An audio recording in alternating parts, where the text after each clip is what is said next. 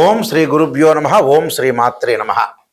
August 11వ తారీఖు నుంచి 20వ తారీఖు వరకు కూడా 10 రోజుల పాటు గోచార పరంగా వివిధ రాశులకు ఏ విధంగా ఉందో తెలుసుకుందాం.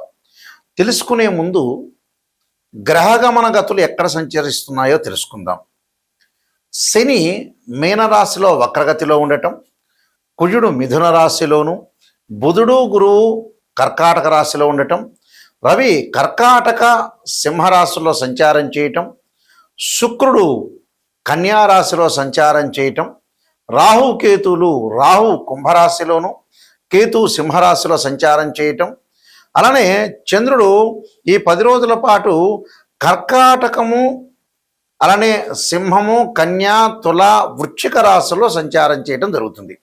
ఇవన్నీ కూడా గోచారరీత్యా చెప్పబడే ఫలితాలు అంటారు. అంటే గోచారం అంటే ఈ 10 రోజుల పాటు మనం ఎలాంటి జాగ్రత్తలు తీసుకోవాలి, ఉద్యోగ పరంగా, వ్యాపార పరంగా, ఆస్తుల పరంగా, వివాహాల పరంగా, ఆరోగ్యపరంగా, వాహన ప్రమాదాలు కానీ, కోర్టు సమస్యలు కానీ, మానసికంగా ఆందోళన పరంగా కానీ ఎలాంటి నిర్ణయాలు తీసుకోవాలి, అంటే డబ్బు పరంగా ఎలాంటి నిర్ణయాలు తీసుకోవాలి, అలానే బ్యాంకింగ్ సెక్టార్ ఏ విధంగా ఉండబోతుంది, లోన్లు వచ్చే అవకాశం ఉందా లేదా, ఇలాంటివన్నీ కూడా మొదలగు విషయాలు, వివాహ సంబంధాల దగ్గర నుంచి, దాంపత్య జీవితం దగ్గర నుంచి ఆరోగ్యపరంగా కానీ ఇలాంటివన్నీ కూడా ఎలాంటి నిర్ణయాలు తీసుకోవాలి, ఎలాంటి నెగిటివ్ ఉంటుంది, ఎలాంటి పాజిటివ్ ఉంటుంది, ఎలాంటి జాగ్రత్తలు తీసుకోవాలి. ఎప్పుడు కూడా జీవితంలో నెగిటివ్ను తెలుసుకుంటేనే మనం పాజిటివ్ని ఓవర్కమ్ చేయగలుగుతాం. అచ్చం జీవితంలో ఏ మనిషి అయినా సరే నిజం తెలుసుకోవటం చాలా ఇంపార్టెంట్. నిజం తెలుసుకుంటే మనం జాగ్రత్త పడే అవకాశం ఖచ్చితంగా ఉంటుంది. అబద్ధాల ముసుగులో ఉంటే జీవితం అంతా మనం మోసం చేసుకున్న వ్యక్తులం అవుతాం. దానివల్ల పెద్ద లాభం లేదు, మీరు మోసపోయినట్టు ఉంటుంది. అందువల్ల నిజాన్ని తెలుసుకొని మనం చాలా జాగ్రత్తగా గోచార రీత్యా ఏ విధంగా ఉండాలి 10 రోజుల పాటు మనం తెలుసుకోవాలి. ఎందుకంటే నిజం అనేది చాలా ఇంపార్టెంట్. ఇక్కడ నిజాన్ని తెలుసుకుంటేనే జ్యోతిష్యం. జాతకానికి ఎవరైనా సరే నన్ను అప్రోచ్ అయిన వాళ్ళు, నిజం తెలుసుకునేవాళ్ళు మాత్రమే ముందుకు రండి. అబద్ధం తెలుసుకోవటం వల్ల పెద్ద ప్రయోజనం ఉండదు. మీరు ఏదో ఆస్ట్రాలజర్కి ఒక కన్సల్టింగ్ ఫీజు ఇస్తారు, ఒక పాజిటివ్ తెలుసుకుంటారు, హ్యాపీగా ఉంటారు. కానీ నిజం తెలుసుకుంటే మీకు అసత్యం తెలుసుకోకూడదు, సత్యదూరం అంటారు. సత్యాన్ని తెలుసుకొని ముందుకెళ్తే మీకు మంచి రిజల్ట్స్ వచ్చే అవకాశం ఖచ్చితంగా ఉంటుంది. మేషరాశి వారికి ఈ 10 రోజుల పాటు ప్రధానంగా వాళ్ళకి మనం గ్రహగమన గతులన్నీ కూడా పరిశీలన చేసిన తర్వాత ఆర్థికంగా చిన్న ఇబ్బందులు ఎదుర్కొనే అవకాశాలు ఉండటం, ఉద్యోగులు, ఉన్నతాధికారులు విషయంలో కూడా కొంత ప్రశంసలు కురిపించే అవకాశాలు ఉంటాయి. అలానే వ్యాపారం అనేది కొంత లాభదాయకంగా ఉండే అవకాశం ఉండటం ఒకటి. వృత్తిపరంగా కొంత అభివృద్ధి సాధించే అవకాశాలు, ఆకస్మికంగా ధనలాభం, వ్యాపారస్తులకు అనుకూలమైన సమయం. ఆరోగ్యం పట్ల మటుకు కొంత శ్రద్ధ పెట్టాల్సిన అవసరం ఖచ్చితంగా ఉంటుంది. ఇక్కడ ముఖ్యంగా మేషరాశ్యాధిపతి కుజుడు 3వ స్థానంలో ఉండటం వల్ల వ్యాపార పరంగా లావాదేవీల విషయంలో అనుకూలంగా ఉంటుంది. రియల్ ఎస్టేట్ రంగం వాళ్ళకి కానీ, కన్స్ట్రక్షన్స్ కానీ, మేస్త్రీలకు కానీ, మెడికల్ కంపెనీల వాళ్ళకి కానీ, పోలీస్ డిపార్ట్మెంట్ వాళ్ళకి కానీ, రక్షణ శాఖ కానీ, లాయర్స్ సంబంధించిన వాళ్ళకి కానీ వీళ్ళందరికీ కూడా 3వ స్థానంలో ఉండటం వల్ల అనుకూలంగా ఉంటుంది. పిత్రార్జితం కలిసి రావటం, కోర్టు సమస్యల పరిష్కారం జరిగే అవకాశాలు బాగా ఎక్కువగా ఉంటాయి. అయితే ఇక్కడ 4వ స్థానంలో ఏదైతే బుధ గురువులు ఉండటం వల్ల, బుధుడి వల్ల వ్యాపారం ఉంటుంది. 4వ స్థానంలో గురువు వల్ల డబ్బులు వస్తుంటే ఒక 20% ఖర్చు అయ్యే సూచనలు ఎక్కువగా ఉంటాయి. రవి వల్ల మంచి ఉద్యోగపరంగా ఇబ్బందులు లేకుండా ఉంటాయి.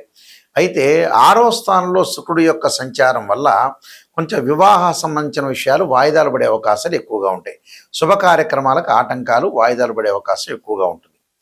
కాబట్టి వీళ్ళు చేయాల్సింది ఏంటంటే దత్తాత్రేయ స్వామి యొక్క కవచాన్ని, దత్తపారాయణం ఒకటి, అలానే తారామహాదేవి యొక్క స్తోత్ర పారాయణం చేయాలి. అలానే కమలాదేవి యొక్క స్తోత్ర పారాయణం చేయటం వల్ల మంచి జరిగే అవకాశం ఉంటుంది. తప్పకుండా ఈ మేషరాశి వాళ్ళు శనగలు దానం చేయటం, అలానే అలచందలు దానం చేయటం వల్ల మంచి సుఫలితాలు జరిగే అవకాశం ఖచ్చితంగా ఉంది. ఇవన్నీ కూడా గోచార రీత్యా చెప్పబడే ఫలితాలు అంటారు. బర్త్ చార్ట్కి గోచారానికి లాట్ ఆఫ్ డిఫరెన్స్ ఉంది, అది గమనించాలి. ప్రేక్షకులందరూ కూడా పదే నేను చెబుతున్నాను. గోచారం అంటే ఏంటంటే ఈ 10 రోజుల పాటు ఏం జరుగుతుంది అని చెప్పేదే గోచారం.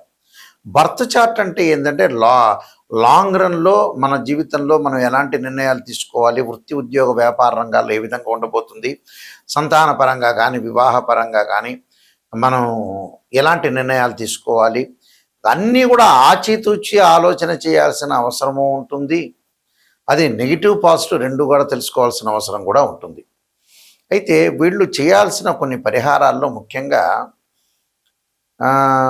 మనకి ఈ పరిహారాల్లో ప్రత్యేకంగా ధనపరంగా ఇబ్బందులు కలుగుతున్న వ్యక్తులు ఎవరైనా ఉంటే వాళ్ళు ఖచ్చితంగా కుబేరుడు యొక్క మంత్రాన్ని చదువుకోవాలి.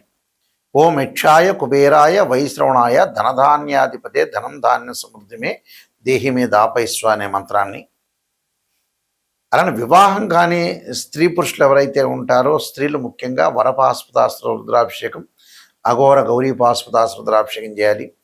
అబ్బాయిలు అయితే కన్యాపాస్పదాస్త్ర రుద్రాభిషేకం. పనులలో ఆలస్యం జరుగుతుంది అనే వ్యక్తులు ఖచ్చితంగా వాళ్ళ జాతకంలో పునర్భవ దోషం ఉందా లేదా చూసుకోవాలి. ఫైనాన్షియల్ పరంగా ఆర్థిక స్థితిగతులు ఏ విధంగా ఉండబోతున్నాయి, అసలు ఆర్థిక పరంగా ఇబ్బందులు కలుగుతున్నాయంటే జాతకంలో గురుచండాల యుగ దోషం ఉండొచ్చు. అసలు ఏ దోషాలు ఉన్నాయి అనేది మనం తెలుసుకోవాలి ఖచ్చితంగా. మానసికంగా వెదబడుతున్న వాళ్ళు ఖచ్చితంగా చంద్రుని యొక్క నామస్మరణ చేయాలి. దదీశంక తుషారాభం క్షీరోధారణం సంభవం నమామి శిశిరం సోమం శంభురుమొకట భూషణం అనే మంత్రాన్ని చక్కగా చదువుకోవాలి. అంటే క్షీరపుత్రాయుధే అమృతతత్వాయుధీమే తన్నో చంద్ర ప్రచోదయాత్ అనే మంత్రాన్ని, చంద్రగాయత్రి మంత్రాన్ని చదువుకోవాలి. అలానే అంగారకుడు అంటే వాహన ప్రమాదాలు, కోర్టు సమస్యలు వస్తుందంటే తత్పురుషాయుధే మహాసేనాయుధీమే తన్నో షణ్ముఖ ప్రచోదయాత్ అనే మంత్రాన్ని చక్కగా చదువుకోవాలి. అలానే శని యొక్క ఏదైతే శని దోషం అనేది ఎల్నాటి శని, అర్ధాష్టమ శని, అష్టమ శని, కంటక శని, పొంగు శని ఉన్నవాళ్ళు ఖచ్చితంగా దక్షిణాకాళి యొక్క స్తోత్రాన్ని పారాయణం చేయాలి. అంటే ఇలాంటి రెమెడీస్ అనేవి చాలా ఇంపార్టెంట్గా చేసుకోవాలి. ఎందుకంటే ఎప్పుడైనా సరే మనం బర్త్ చార్ట్కిను గోచారానికి చాలా తేడా ఉంటుంది.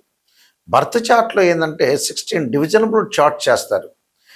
అంటే D16 చార్ట్స్ అంటారు. అంటే D1 అంటే రాశిచక్రం అని, D9 అంటే నవాంశం అని, అలాగే భావచక్రాలు, దశమాంశ చక్రాలు, సప్తమాంశ చక్రాలని డివిజనబుల్ మ్యాథమెటికల్ క్యాలిక్యులేషన్ వేసి డివిజనబుల్ చార్ట్స్ చేసి జాతకాన్ని ఎలా ఉండబోతుంది అనేది మనం చూసుకొని నిర్ణయం చేసుకోవాలి.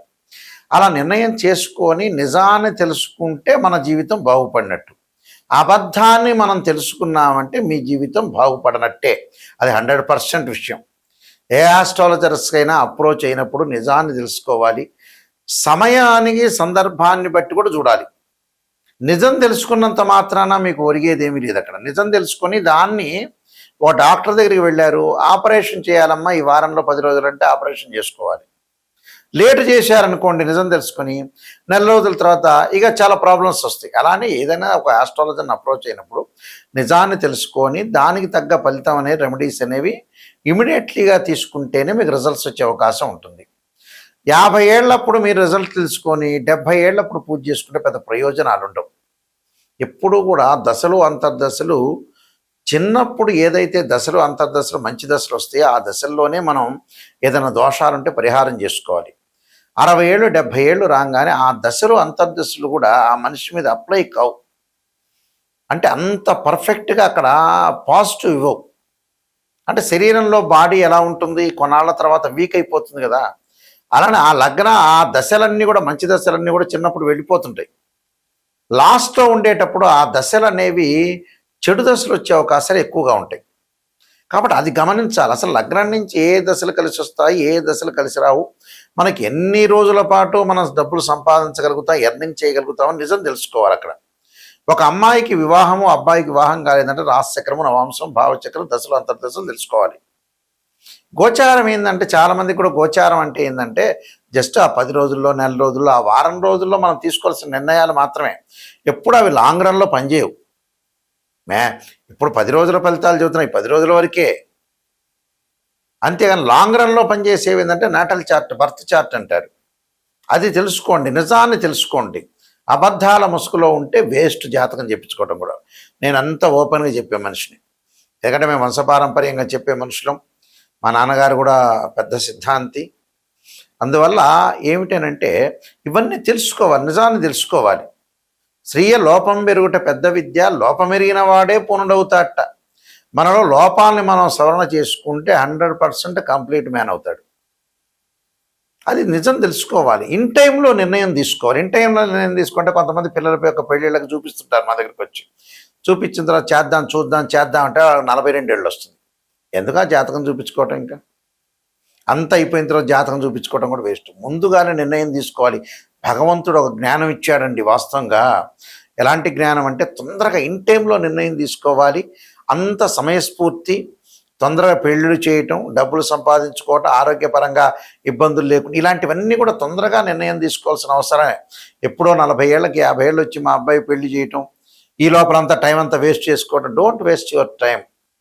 ఇలాంటివన్నీ కూడా ఇదే అసలు మెయిన్ రోలు. నేను చెప్పే విషయమే మెయిన్ రోల్ 100%కి. ఇక దీనికి అసలు క్యాల్కులేషన్ లేదు నేను చెప్పే విషయానికి. అందువల్ల చాలా జాగ్రత్తగా తొందరగా సెటిల్ కావాలి మనిషి. తర్వాత రోజులు లేవు. 500 సంవత్సరాలు బతికేది ఏమీ లేదు ఇక్కడ. అందువల్ల ఇలాంటి నిర్ణయాలు చాలా జాగ్రత్త. నేను చెప్పే ప్రతి విషయం కూడా అక్షర సత్యం. పేపర్లో హెడ్లైన్లో వేయాల్సిన అక్షర సత్యాలు చెబుతాను. నేను నెంబర్ ఆఫ్ ఆస్ట్రాలజీ బుక్స్ రాశాను. కాలసర్ప యోగిని, కాలసర్ప యోగ చంద్రిక, రాహుకేతులు, ఛాయాగ్రహాలు, బృహత్ పరిహార సింధు, స్వప్న శాస్త్రము, అలానే బృహత్ పరిహార సింధు, వివాహ మార్తాండము, జాతక చంద్రిక, నవగ్రహ దోషాలు పోవడానికి 12 మహావిద్యల యొక్క స్తోత్ర పారణాలు, అంతరిక్ష దేవతల యొక్క స్తోత్ర పారణాలు, సర్వదేవతా గోత్రపులు పార్ట్ 1, పార్ట్ 2, పుత్ర గణపతి, ఇలాంటి transit of results, production of astrology, ఇలాంటి నెంబర్ ఆఫ్ ఆస్ట్రాలజీ బుక్స్ రాశారు. ఇవన్నీ కూడా రాజమండ్రిలో మోహన్ పబ్లికేషన్ వారి దగ్గర, కోటగుమ్మం దగ్గర దొరుకుతాయి.